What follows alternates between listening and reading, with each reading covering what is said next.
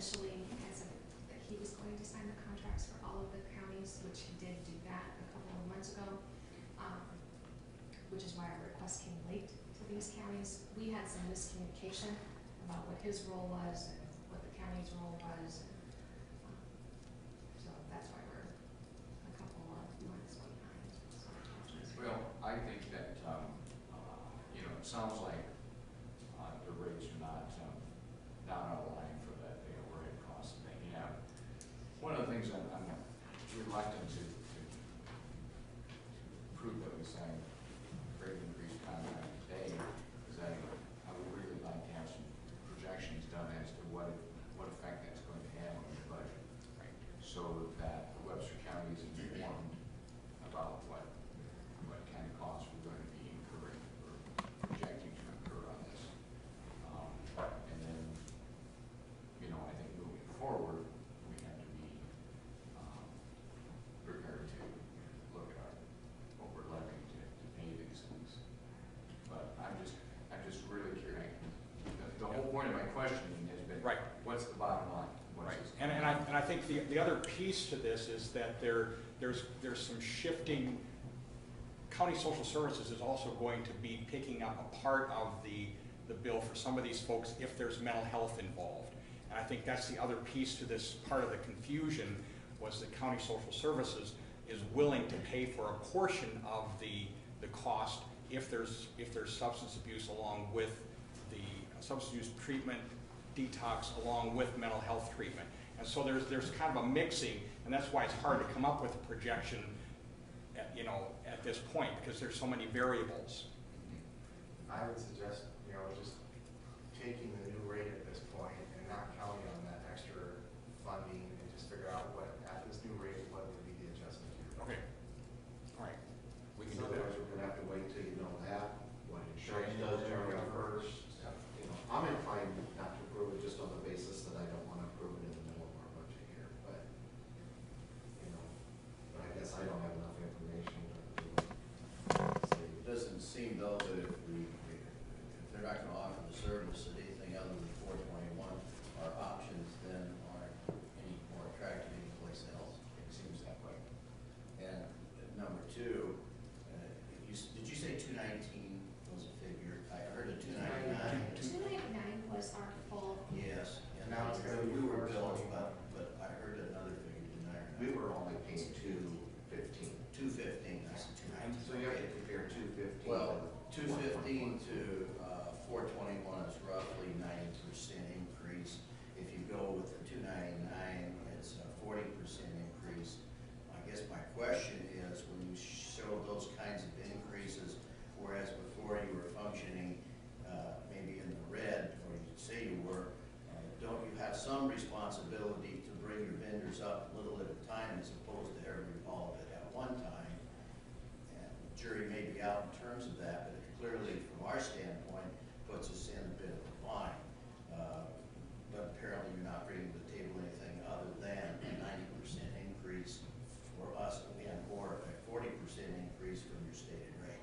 Is that true? I will say, I'm going to step in on behalf of CFR this time, since I served on the board, and will say that the discounted rate that we received was negotiated a while ago, and through whatever management decisions that from that point on, never changed, never addressed, and that's all been changed. The management is different. You know, there's underfunding or undercharging for services rendered is one of the big problems, and that as the whole healthcare system moves more rapidly towards fee-for-service, there needs to be a recognition of what the services cost and compensation for that. And I think that's what we're seeing here, is that through changes in management and a greater understanding of what their operational costs, CFR realizes that they need to increase their costs. The unfortunate thing for us is that we're dealing with a significant change in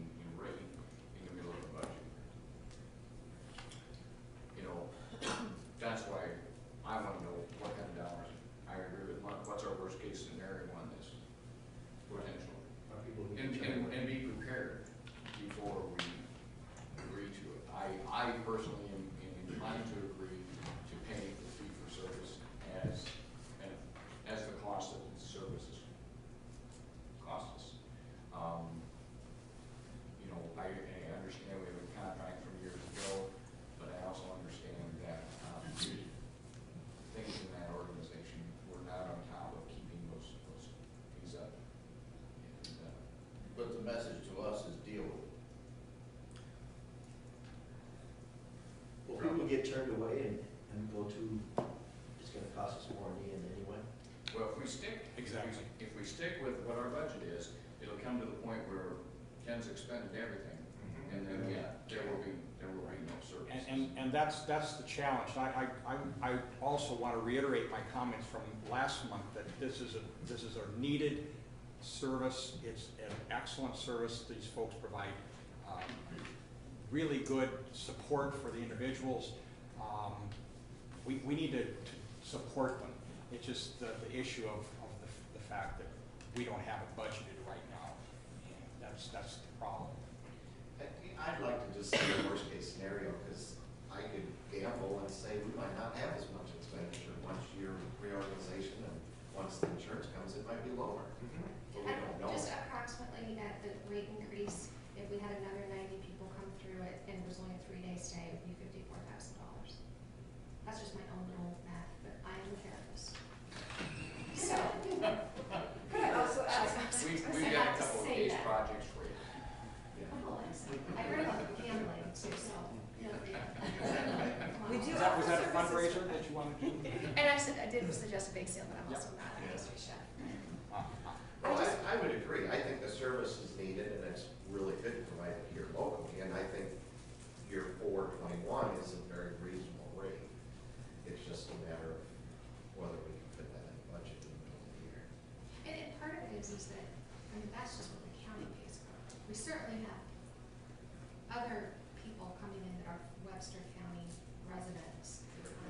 And we have continued to provide the detox services even though we have known it has lost money because it's successful. It is the starting point for people coming in. And once they're detoxed, it's so much easier for them to go for treatment. People who try to detox on their own are typically not successful because it's a very painful process. Emotionally painful, physically painful. It's not pretty. You mentioned, by the way, several times, move on to another level of care.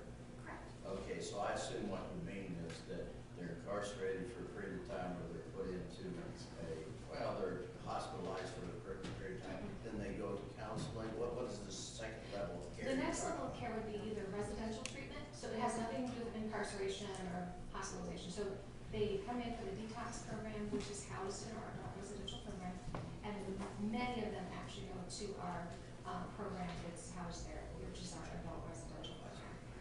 Some of them then go outpatient after that and continue with extended outpatient, things like that. You wanted to say I'm something, sorry, so I yes. apologize. I just wanted to talk about the numbers that Michelle has given. Those are not reflective of what all transpires in this department. These are the people that have came in. We have admitted them to detox level of care.